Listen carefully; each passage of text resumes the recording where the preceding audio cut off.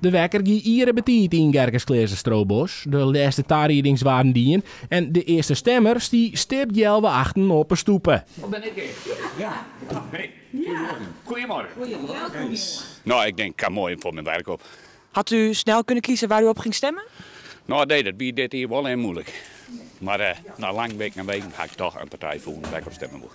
Wilt u zeggen welke partij dat is? Ik ga dit keer voor het CDA kozen. Ontje.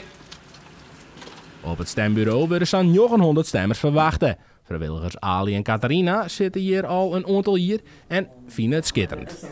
Ja, hartstikke leuk. Anders meld je je ook niet weer aan. Dus dan... Nee, ik vind het altijd superleuk om te doen.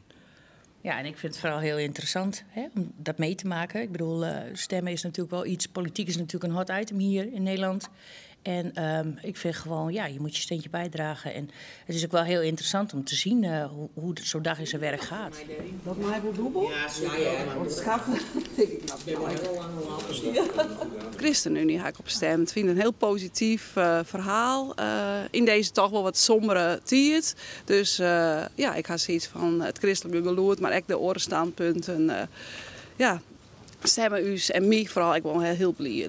Ja. Een positieve vrouw, die stiert haar mannetje, dus huppakee.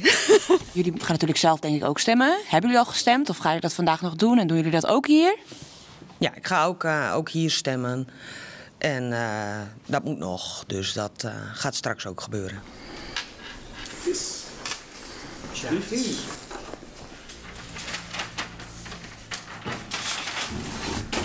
Zo, klaar.